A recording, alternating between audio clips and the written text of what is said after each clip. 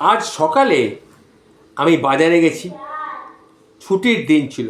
বাজার করতে গিয়ে হঠাৎ দেখি একটা বাচ্চা, এই বছর 10-11 বছরের একটা বাচ্চা আমার কাছে এসে বলল, বাবু আমাকে কিছু খেতে দেবেন?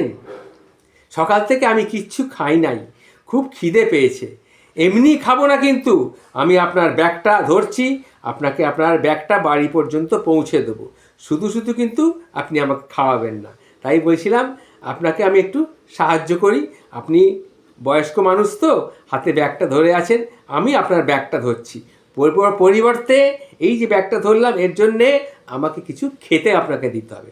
তখন আমি ওকে 2টো বিস্কুটের প্যাকেট কিনে দিলাম।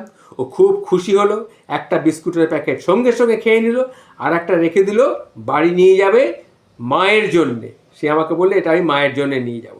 তারপর আমার বাজারের ব্যাগটা সে হাতে তুলে নিল। আমি অনেক বারণ করলাম, কিন্তু কিছুতেই ছেলেটা শুনল না।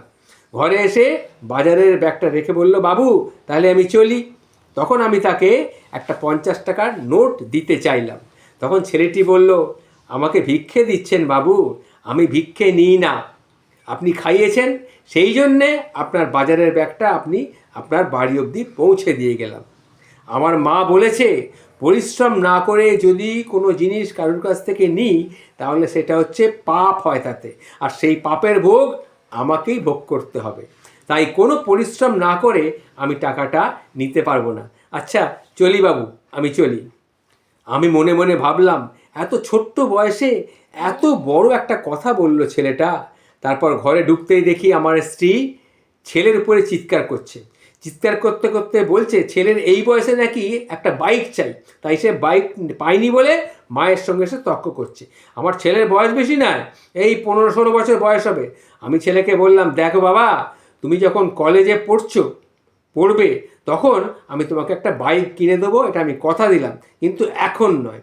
তখন আমার ছেলেকে বললো, না আমার এক্ষুনি চাই, আমাদের এত সম্পত্তি, এত টাকা, তাহলে তুমি আমাকে একটা সামান্য বাইক চাইছি, তুমি সেটা দিতে পারছো না, আমায় কেন তুমি এত কষ্ট দিচ্ছ? আগামীকালের মধ্যে যদি আমাকে বাইক না কিনে দাও, তাহলে কিন্তু এই বাড়ি ছেড়ে চলে যাব, আর কোনো দিন বাড়ি থেকে ফেরত আসবো না, নাহলে কিন্তু আমি আর ফেরত আসবো না। ছেলের মুখে এমন কথা শুনে আমার খুব রাগ হলো, কিন্তু আমি কিছু বলতে পারলাম না, যদি উল্টোপাল্টা কিছু করে ফেলে। ছেলের কথা মতো ছেলেকে এরপর একটা বাইক কিনে দিলাম। কিছুদিন পর হঠাৎ থানা থেকেই আমার কাছে একটা ফোন এলো। ফোনটা কি এলো না, আপনার ছেলেকে থানায় নিয়ে আসা হয়েছে, আপনি তাড়াতাড়ি চলে আসুন। আমি দৌড়ে গেলাম থানায়। তখন গিয়ে দেখলাম আমার ছেলে একজন বয়স্ক মানুষকে ধাক্কা মেরেছে, মানুষটা খুবই আহত হয়েছে। আর থানায় কর্মরত পুলিশ আমাকে বললেন, ছেলের এখনও বাইক চালানোর বয়স হয়নি, এই রকম অবস্থায় আপনি একটা বাইক কিনে দিয়েছেন ওকে, ছেলেটাকে আগে ঠিকমতো মানুষ করুন। এ কথা শুনে আমার খুব কষ্ট লাগলো, আমার খুব কান্নাও পাচ্ছিল। যাই হোক, আমি সমস্ত ব্যাপার থানা থেকে মিটমাট করে নিয়ে যাকে অ্যাক্সিডেন্ট করেছিল তার কিছু খরচা দিলাম তাকে, তার সেবা শুশ্রূষা ডাক্তার দেখানোর জন্যে। তারপরে আমি বাড়ি চলে এলাম। আসলে হয়েছে কি, ও আমাদের একমাত্র সন্তান, বড় আদর করে মানুষ করেছি, কিন্তু কোনো সময় কোনো কিছুতে বারণ করিনি, সে ফল এখন আমরা ভোগ করছি।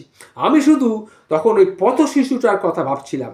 তার কাছে হয়তো দামি পোশাক নেই, দামি খাওয়ার জিনিস নেই, তার কাছে ঘরবাড়ি নেই, কিছুই নেই, কিন্তু তার কাছে সবথেকে যেটা দামি জিনিস আছে, সেটা কি বুঝতে পারলেন?